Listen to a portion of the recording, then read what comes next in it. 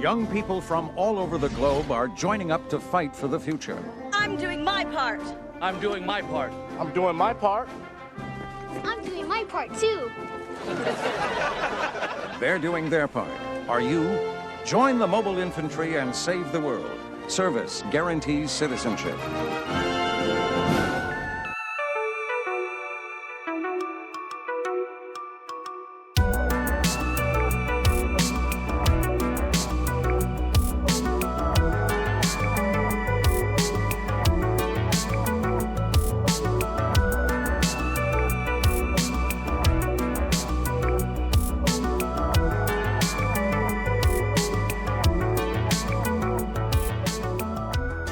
Welcome to the Perfect Movie Podcast, the podcast that says, the only good bug is a dead bug. I'm Michael. I'm KALEN. And today, we're continuing our Alien April series, which I fear may stretch into May, but that's fine. Yeah, like most of our months. Yeah. With Starship Troopers. 97 classic, directed by Paul Verhoeven. Paul Verhoeven, you may know also as the director of RoboCop and Total Recall. You know, Michael, we live in a crazy time. Mm-hmm. You know, there's political discourse, war, famine. Yes. Somehow Palpatine has returned. Yeah. And in this day and age, you need an escape, you know? Mm-hmm. I think what better escape than sci-fi, right? And most of the time, I feel like we escape into sci-fi with, like, more fascism. Yeah. And that's usually, like... Star Wars, Dune, mm-hmm. Blade Runner. It's just funny how that's, like, our escape. Yeah. We're going, like, even into a more heightened version of fascism. Mm-hmm. But it's usually about the good guys, like, trying to overcome that obstacle and make the world a better place. Not necessarily with Starship Troopers. Yeah, so... Starship Troopers is based on a novel of the same name by Robert Heinlein, and it was adapted by Paul Verhoeven, who proudly states never read the book. Okay. And Paul Verhoeven's sort of whole idea, he has a quote, and I'm not going to be directly quoting it. This is more of a paraphrase, but he basically said when he made this movie, which when it was released got a lot of slanderous reviews claiming it was like fascist propaganda. Yeah. And that it was, you know, absolute drivel.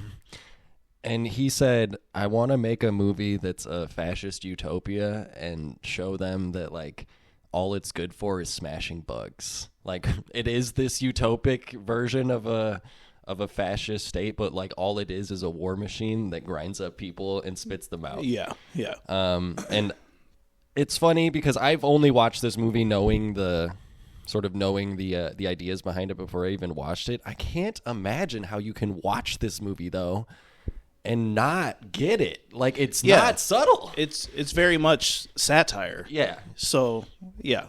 It's slapping you in the face with how it knows what it's doing. It knows all these characters are hollow. There's a whole, like, meta element to it that you just, I don't know, it seems apparent to me, but maybe that's just because I already knew the themes and ideas before I ever watched it the first time, but I just can't imagine because it's so obvious. Yeah, I mean, it's too on the nose for you. I mean, you'd have to just be completely brain dead to not understand the point of it. In the first minute, there's the propaganda montages that we get multiple times throughout the movie, and it's like, I'm doing my part, as they're all, like, lined up in military rows. Yeah. And it cuts to, like, a 12-year-old in full military fatigues going, I'm doing my part. Like, how do you not get they're, like, giving guns to kids and, like, passing out bullets and stuff? Yeah. It's too on the nose, man. I mean, by the end, Neil Patrick Harris re-enters the story in full, like, SS fatigues, and everything looks kind of Nazi. All the uniforms look a little bit Nazi coded, but then it just slaps you across the face by the end. Yeah. Starship Troopers. It is, I think, for a lot of people, maybe like Baby's first satire. Not Baby's first satire, but it is one of the... It's Baby's first All Quiet on the Western Front.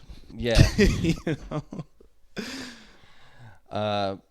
So, just like a brief summary of the actual plot is, in the future, Earth is governed by this federation. At the very first, like the second scene is, we're sitting in like a high school. It's the classic thing where a bunch of like late 20-somethings are playing high schoolers and everybody's looking really old. Yeah. And the professor's giving this lecture on how violence is the best way to achieve your goals. Yeah. And it has solved so many problems.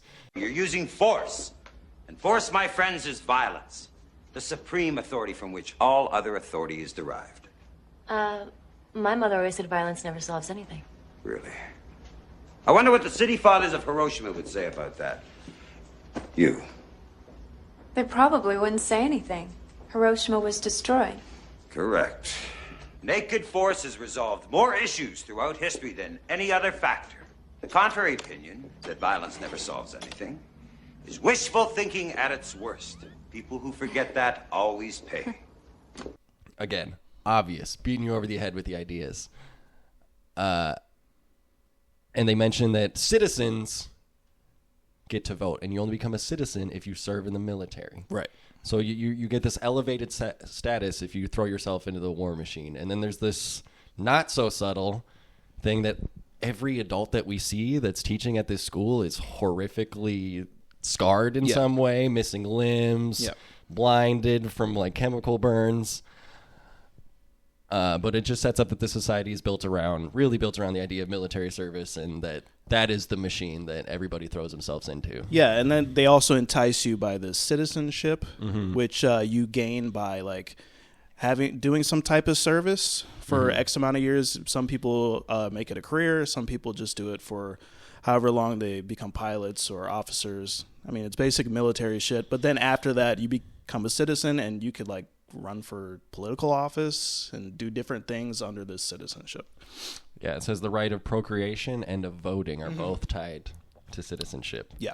And then in this far-flung future, they mentioned that, like Mormon zealots landed on the alien planet and disregarded any warnings.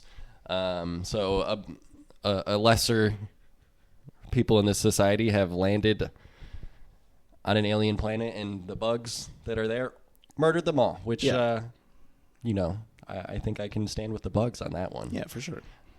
They're just protecting their home, but that becomes like the rallying cry that starts this whole war. Every school kid knows that arachnids are dangerous.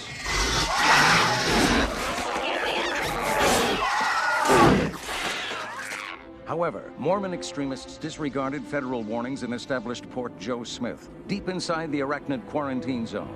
Too late, they realized that Dantana had already been chosen by other colonists, arachnids. Would you like to know more? I mean, that's just one of those war machine things. That's what I think about our American industrial complex. Like, we need to find a war to fight to justify everything. And it's like this snake that eats its own tail. So if it was not the bugs murdering the Mormons, it would have been another thing to get everyone to rally behind and hate and, spin the wheels spinning faster. I also find it interesting. There's a scene where they're dissecting one of the insects, and they're kind of going through the biological workings of this creature. And they mention how it's like such a biologically superior creature. It's like the perfect organism, basically. But then it's undercut by, but we achieved interstellar space travel, and we're still the best. And that's just like even more propaganda. That's like stuff you hear in the West a lot. Just like we're the superior society. This is something we don't understand, so we should fear it, basically. And in the midst of this, we have sort of our main characters, which are Johnny Rico, which is just a hell of a name, played by Casper Van Dien. The strongest chin ever. Oh yeah, chiseled. Chad. There's a lot of hot people in this movie. It's in my notes, I wrote a really 90210 ass cast. Absolutely. It is just the hottest people you can think of. Denise Richards is in this movie. Neil Patrick Harris. Who's the guy with the teeth? Jake Busey. Is he? Are you thinking of Ace? Yeah. This guy. The guy with the teeth. The guy with Jake the teeth. Busey. And the really hard-edged, faded haircut. Patrick Muldoon.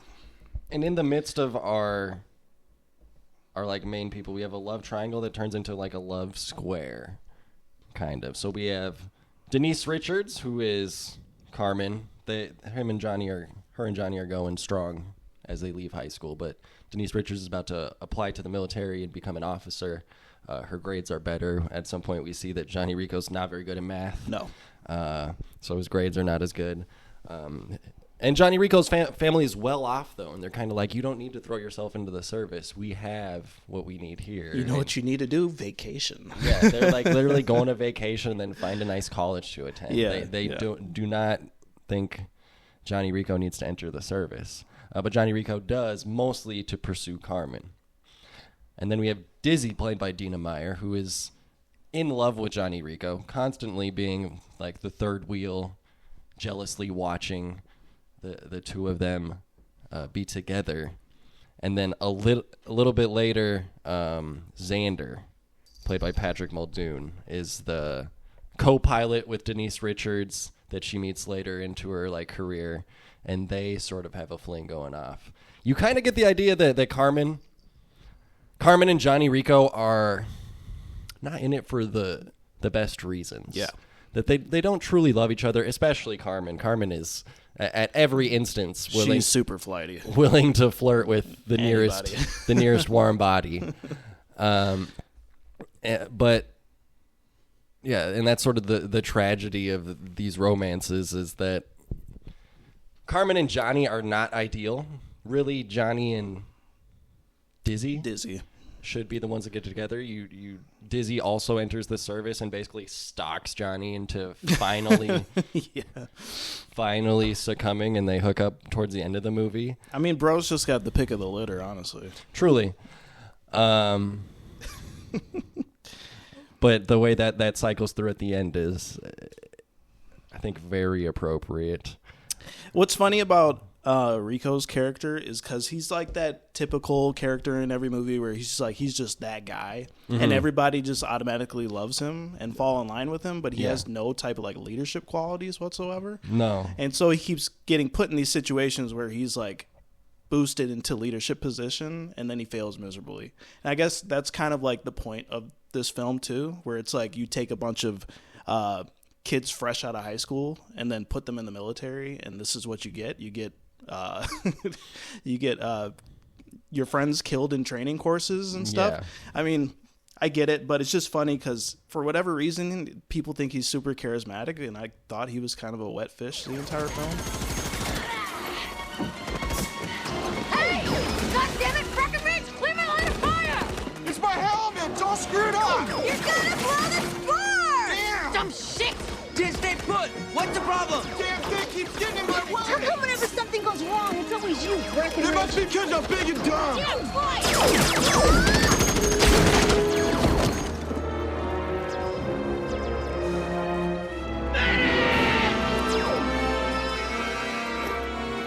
Rico! You are relieved of squad command! Rico, did you give the recruit permission to remove his helmet? Sir, yes, sir. Breckenridge reported a helmet malfunction, and I asked him to show it to me, sir. Are you rated to repair the M3 tactical helmet, Rico? Sir, no, sir. Then why did you order your man to remove his helmet during a live fire exercise? Sir, I needed everyone in my squad operational, sir. I wanted to win, sir. I mean, all of these performances are really played like kind of deadpan and kind of, it's hokey. Yeah. In an intentional way.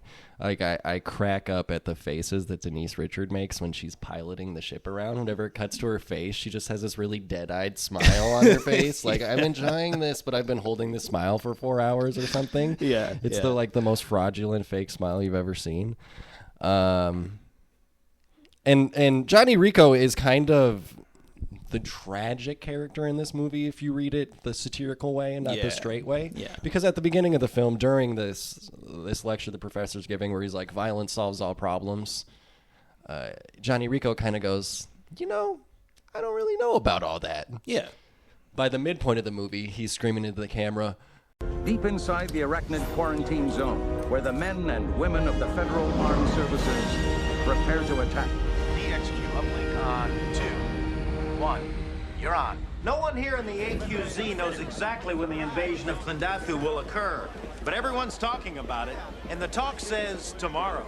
Here's a bunch of MI kids that look like they could eat bugs for lunch. Yum, yum, yum. So, Trooper, you're not too worried about fighting the arachnids? Hey, shoot a nuke down a bug hole, you got a lot of dead bugs, I just right? hope it's not over before we get some. Some say the bugs were provoked by the intrusion of humans into their natural habitat, that a live and let live policy is preferable to war with the bugs. Let me tell you something. I'm from Buenos Aires, and I say kill them all! Yeah! Oh, yeah! Yeah! Oh, yeah! Big fat bugs, huh? And then by the finale, he's this captain that's fully bought into the war machine, to this like fascist regime, and in a way he's reaping the rewards, but like really you can imagine that disregarding actually all the Starship Troopers sequels that I've not seen and aren't made by any of the main talent. Like Johnny Rico in a few years is probably either dead or maimed horrifically. Right. Got all robotic limbs. Yeah. As he continues with this service. Yeah, he was brainwashed. But it's funny because that's why I had the comparison between this and like All Quiet on the Western Front, where it's like they go in all bright-eyed, bushy-tailed, and ready for war. They're constantly spewing the things that they're fed about the enemy, and that's the reality that they get, a bunch of young people dying for no reason. So yeah, I think that's like, if you're doing satire about this type of commentary, I think this is probably the route to go, and it's fun. Along with our sort of teen crew, we should mention that Neil Patrick Harris is psychic, and that's just a bit of plot that's thrown out there. We get you learn a lot of things about the world very quickly, and they do it through those propaganda shorts. I think they mentioned that mankind is like slowly evolving, and so this is like a power that they've evolved over time or whatever. So I wasn't too bothered by that. I was like, okay, they're psychic. Sure. Yeah, whatever. It's an interesting to throw in there and then have him disappear for 80% of the movie. He's like only in the first third and then comes back for the last 10 minutes. Yeah. But along with our teens, we also have a lot of just solid character actor vets. Yeah. Playing some of our more elder statesmen in this society. We have Clancy Brown as Sergeant Zim, just one of the best versions of the angry drill sergeant archetype put to screen. For sure. I love how he just like breaks people's limbs and then he's like, medic! Most of you will not live to be in the mobile infantry. Trouble is, you are not good enough the way you are. Hands at your sides. Chin up. I am your senior drill instructor, Career Sergeant Zim. Suck your neck out. Feet together. Think this had to happen to me. What a bunch of apes. No, strike that. You don't rate that good. Never in my life have I seen... Do you think I'm funny? Do I make you laugh? Do you think I'm a comedian, son? I'm sorry. The first words and the last words out of your stinking holes will be, sir. Do you get me? Sir, yes, sir. See that armory? Run around it. Run, I said. Run. Brunsky, keep pace. Move. Anytime you think I'm being too tough. Anytime you think I'm being unfair. Anytime you miss your mommy, quit. You son from 1248, you grab your gear, you take a stroll down Washout Lane. Do you get me? Sir, yes, sir! Pathetic. I wonder if there's a handful of guts in a whole bunch of you. Michael Ironside is also the professor who comes back to be a colonel in the military during the big bug conflict. And this movie is kind of separated into two parts. There's the training missions, there's the training and high school part, and then in the middle there's the big terrorist apparently attacked whatever city in California it was. Yeah. So that's like their 9/11. Ding. Yeah, basically. 9/11. I didn't really understand the concept of so there's an asteroid belt that occasionally will shoot out an asteroid and it'll head directly towards Earth that has bugs on it. I was like, how does that work? But okay. What I really think is that's supposed to be maybe tipping its hand that this is fake propaganda. This is propaganda that, like, sure, maybe a meteor struck that had bugs on it. Yeah, or just I don't even know if there was bugs there, or if it was just because they never showed bugs on Earth. Right. It was just the results of whatever meteor striking Earth. And that they are just blaming this random tragedy to keep the war machine going on the bugs to give them excuse to like launch a full-scale invasion and retaliation on the planet of the bugs. Because there's a really funny piece in the propaganda montages where it's like it shows a whole galaxy and it was like, you are here. We have to destroy the planet, which is all the way on the other side of the galaxy. They are there. Yeah. We have to destroy them or else we will never be safe in the galaxy when they're like millions and millions of light years away. So it literally is 9/11. That's pretty interesting. If we consider that 9/11 was an inside job. Yeah. We won't go down that. Or Pearl Harbor. You know, there's Pearl Harbor conspiracies. There's many events throughout history that you could compare this to. Is it a false flag? Could be. I think it was. I'm no Alex Jones, but yeah. And then we get to our second half, which is all the full scale like bug invasion, lots of bug action. Yes. I will say, if I have some critiques about this film, I do not really like the designs of the monsters. And partially that's due to just like the dated CGI, where it's probably they just couldn't do too much with the creatures and like very clay-like, and they're just kind of ugly, and I don't know. It's the bizarre color choice for me, where they have this like yellow black bar design, like they're like a caution tape on a or a. And then their mouth looks like a paper clip or something. Yeah. Like, it's just not very interesting visually. And I just wish they did more with that design, because you can make a really fun creature out of that.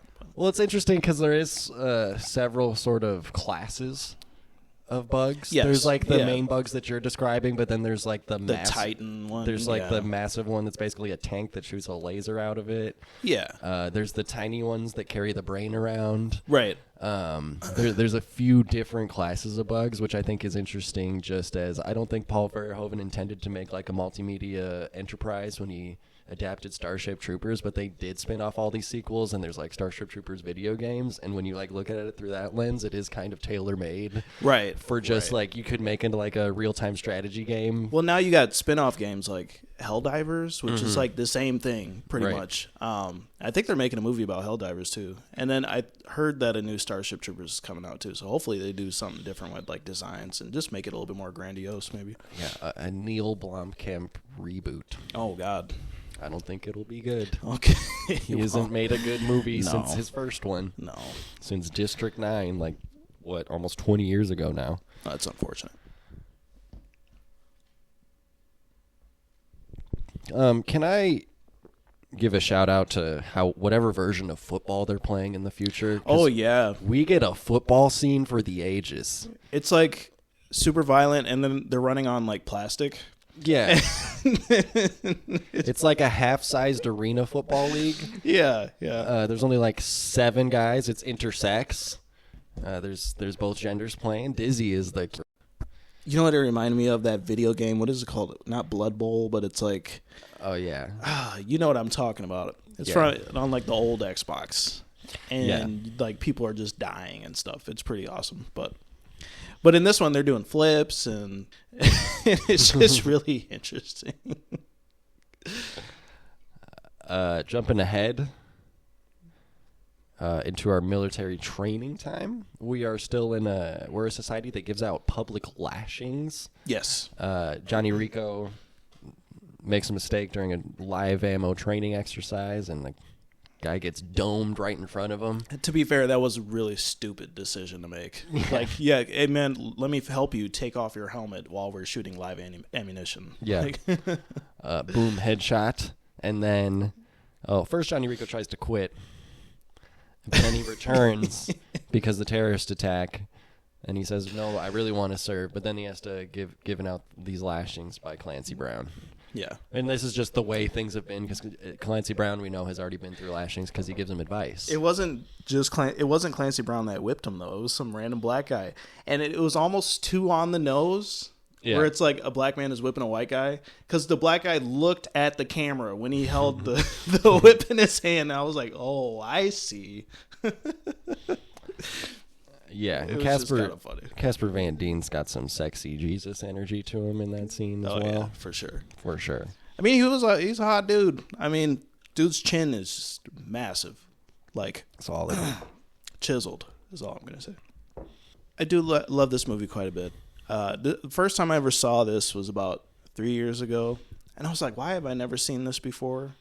And maybe because I saw like little clips here and there and it just looked terrible visually. And I was like, this is probably just some shit movie from the 90s, whatever. But it's a lot of fun. And I wouldn't say it's really smart, but it does like the satire well. And I like all the propaganda clips that they put in to try to get you to join up and stuff. And that's all great. Would you like to know more? Yeah, it's super. I don't know. It's just a goofy fucking movie. And then you mix it with it's like a teen drama too. Mm-hmm. And you have all this like goofy high school, like they go to a dance and stuff, and using one of like the same set over and over, which is like it's like, I don't know if it's an airport or it's supposed to be some kind of spaceport or something, but they keep using that set for different things. I noticed that. It's just like, I don't know. It's a timepiece movie for sure. I think, yeah, before I'd ever watched it, which I think I did also watch it in the past few years for the first time, if you just scrolled past it or old school saw it sitting on a shelf somewhere, just from the name and like image on the poster or cover, you do think this is just some like really Sci-Fi Channel movie. Really shitty sci-fi movie. I only became interested in it once I knew more about, like, I didn't know Paul Verhoeven directed it. I didn't like know the whole satire aspect before I'd ever even, attempted to watch it. So I think it is something that it's definitely a cult classic these days. Like, a lot of people will vouch for and ride for Starship Troopers in the sort of cinema realm, but I still think it's a movie that has not quite reached the, like, people might recognize the name, but it is not as widespread as a lot of the like true like classics of sci-fi of that day. Well, I'm kind of surprised it never got to that level. And mainly, I think it's partially due to like execution of the actual movie itself. It probably just didn't hold on to an audience very well. But I almost feel like it has that energy to like, you could create so much stuff off of this. Mm-hmm. You could introduce new races of aliens and different things. And I think that's like what Helldivers is doing now. Even though it's a video game, but I've heard there's plans to like do other stuff with it. But you could just incorporate so many different elements to this and make it interesting and make the world more fleshed out. It's almost like a Warhammer 40K kind of thing. Yeah. Where it's like almost like an unlimited expanse to it just because of like the subject matter. It's about space wars but it's funny you do that and it's kind of turning once you turn to a franchise, it's kind of the machine that the whole the whole movie is trying to make fun of and point at and prod at. I'm not saying it's a good idea to do that, but I'm more so saying I'm just surprised it never got to that level. And it does have like some like more like straight to DVD sequels and a couple video games based on it. Like, it is a bigger property, but it's not as big a property as like we're talking I think in the like Riddick, the B tier of sci-fi movies people have heard of, people have watched, people have enjoyed. I'm not saying this is the same quality as Riddick, but I just mean as far as like its sort of cultural impact and the amount of people that are really like plugged in and interested in it. Sure. So if you haven't seen Starship Troopers, I highly recommend it. It is, I think, one of my favorite movies. Like, I was not super in the mood to watch it when I watched it this time, but I find so much of like we keep going back to the propaganda montages, and I'm going to cut a bunch of those into this movie. And there's just so much like character and charm to it, even if you read it straight. Yeah. You just might get this yucky feeling at the end if you're reading it straight. Right. Like, this is a movie that ends. So they But I don't see who's watching this and taking this literally. Like, who's going to watch this and then go sign up the next day? You know what I mean? I just don't get it. But I guess people in the 90s were like, yeah, this movie speaks to me. You should smash those bugs. I'm just saying, if I had to kill bugs in like a future sci-fi world, I would do it. What's so funny, and it's another thing that's framed but never questioned, is they talk about all their like research that they're doing on the bugs, but it's like every time they do research, they are just blowing them up or stabbing them with things, or like there's never at any point any attempt to like communicate or giving it something to kill. Like remember they put the cow in there or whatever. Yeah, just it's goofy. It's more stuff to like further the point that these are terrifying monsters that we need to blow up, and they would never even go down, the society would never even go down the path of like, what if we, even though they're so different than us, what if we tried a way to communicate? Yeah. Like this is the Arrival, which is a movie all about the aliens are here and they're so alien to this, but can we figure out a way to talk to them? Right. This is just like, fuck you, we blow you up. This is what our society does. Yeah, seriously. And also too, I kind of wish they fleshed out, because his parents were like very anti-Federation, but they were also prominent members of society. So I almost was like, okay, but don't you need a citizenship, and that means some type of service, correct?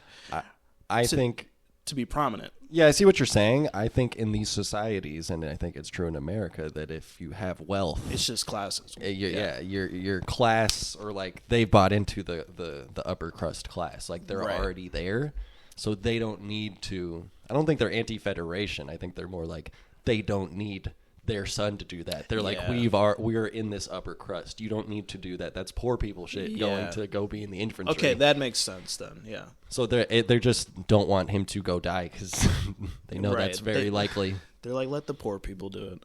Like the guy that recruits him says, the mobile infantry made me the man I am today, and then shakes him with his big robot hand. And then shows him his legs, and he has no legs. And he has no legs. Yeah. It's this glossy piece of paint on what is like actually if you cut through all the glossiness, is it's like an apocalyptic society. It's a terrible place to be, actually. Sure. It has some big similarities between RoboCop too, and you can definitely see like the influence, because there's a lot of the propaganda in RoboCop as well. But RoboCop's more about the big corporations and consumerism, and also just like the police force basically. And there's just more going on with that movie, but you could almost like set these both in the same universe probably, and they'd be the same thing, which is probably a thing. I haven't really read into it at all, but I think what I've just coined is it's sadistic Star Trek. Like Star Trek, the original series, is this utopic version where it's like we're all peaceful and we're there to, go into the galaxy and spread our reach and learn and explore. And it's this utopic idea of we will try to communicate before we fight. Yeah. All this with great technology. And then in this, it's like we're going to go out there and we're going to take it over. Yeah. And it's the Dark Forest theory. We definitely recommend this movie if you haven't seen it. Check out Starship Troopers. Do you have anything else to say about it, or we kind of hit most of the points? Yeah, I think we can ask our final question. Is this a perfect movie? You lost a baby brother. Perfect in every way. I had a baby brother. I had a little baby brother. And he was perfect. Perfect in every way. Should we add it to the list? I would stamp it on there. I would say so too. I like Starship Troopers quite a bit. It's a fun time. They don't make them like this anymore. No. And actually I did have one more kind of gripe, and this is more so from a technical aspect. The movie just kind of looks like shit. It's really? Yeah. I like it. I don't like the way it looks. I like it so much. It almost looks like it's filmed like with like a sitcom camera. Yeah. You know? It's the lighting for everything. The lighting for everything is very flat and TV feeling. Yeah. Everything is so clean, and like all the corridors are so clean. Even all the like supposed outdoor sets are like clean, like the big at the big dance. Everything is just shiny, and maybe that's the point, though. I don't know. Yeah, I think that goes with the aesthetic where we are literally making a propaganda film. Yeah. So everything is a little bit cleaner and nicer and more gussied up. And, and the monsters are more disgusting. It's also kind of like fascist architecture too, where it's just like that very sleek, like almost clinical look. Oh yeah, to everything. All the military stuff is just like dark gray and very stark and very clean, but not homely. It doesn't feel very human. The scenes that look terrible though are the big battle scenes. Those look awful. I mean, and it's supposed to show that it's like a chaotic thing where like nobody really knows what they're doing. They're just kind of shooting in the dark at these creatures and then dying. But it just was almost too chaotic to the point where I was just like, I can't really even see anything. And then the monsters kind of look like shit too. So I don't know. That was just kind of a gripe for me. I didn't. Well, really there's that whole segment. It's not very visually appealing. That whole segment that's just like essentially like a found footage segment where we are all seen from the perspective of this one news camera who's just getting some great close-ups of the host dying horrifically and Johnny Rico going, "We gotta go." It's an interesting one. It's gonna go on the perfect movie list. I highly recommend it. I think it's a film that says we live in a society. Yeah, for sure. And unfortunately, I think our society is getting more and more Starship Troopers-esque. Unfortunately. We'll see if people drink the Kool-Aid or not, but... I think... I mean, most people have already. Kool-Aid been drunk. Yeah, but hopefully that's a smaller percentage than we think. And, again, the director is Paul Verhoeven, which is this European man. This is like this European man's perspective of like essentially American culture being displayed through all his movies, through RoboCop, which is like, you know, this corporate awful future. Right. Or Starship Troopers or Total Recall. Are you saying we're the bad guys? Are we the baddies? But I thought America always dominated. Well, next week we'll be doing Annihilation, which is another alien film, very different type of alien film, but an alien film nonetheless. Quite different from anything we've covered on Alien April thus far. Yes. Also, all females. Girls get it done. Absolutely. In Annihilation. They're more competent than the Starship Troopers. I think if you want to do some homework, I think a good sister movie or brother movie to Annihilation is another one that we've covered. Color Out of Space. Yes. Starring Nick Cage. Execution different. Idea basically identical. Yeah. Also Nick Cage, so that's a plus. So it's different. There's definitely more acting. Yeah, for happening in Color Out of Space. All right. Next time, Annihilation. We'll see you then. What mysteries will the brain bug reveal? Federal scientists are working around the clock to probe its secrets. Once we understand the bug, we will defeat it.